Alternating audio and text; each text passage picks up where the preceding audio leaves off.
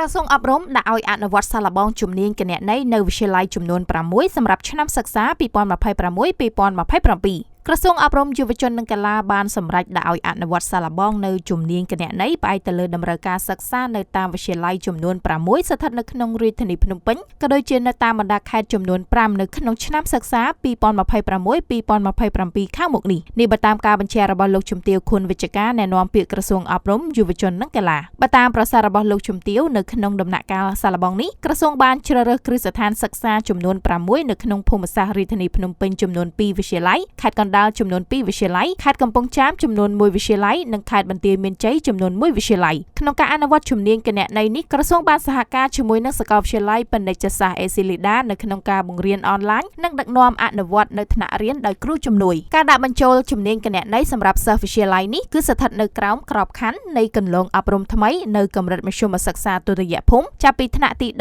ដល់ថ្នាក់ទី12ដែលជាកិច្ចសហការរវាងក្រសួងអប់រំយុវជននិងកីឡានិងក្រសួងការងារនិងបណ្ដុះបណ្ដាលវិជ្ជាជីវៈបើតាមលោកជំទាវជំនាញគណនេយ្យនេះមានសិស្សចាប់អារម្មណ៍ច្រើនហើយនៅក្នុងឆ្នាំ2025-2026នេះក្រសួងអប់រំបានសាកល្បងអនុវត្តគន្លងអប់រំថ្មីដែលមានគន្លងវិទ្យាសាស្ត្រគន្លងវិទ្យាសាស្ត្រសង្គមនិងគន្លងវិជ្ជាជីវៈនៅតាមគ្រឹះស្ថានសិក្សាចំនួន49រួចមកហើយដើម្បីបើកឱកាសទៅដល់អ្នកសិក្សាឲ្យមានជម្រើសច្រើនក្នុងការសម្រេចចិត្តរៀបចំផែនការសិក្សាជ្រើសរើសផ្លូវសិក្សានិងផែនការអាជីពស្របទៅតាមលក្ខណៈសម្បត្តិផ្ទាល់ខ្លួនឧបនិស្ស័យសមត្ថភាពពីកំណើតនិងចំណូលចិត្តរបស់បុគ្គលម្នាក់ៗនៅក្នុងន័យអភិវឌ្ឍមូលធនមនុស្សប្រកបដោយប្រតិបត្តិនិងភាពធន់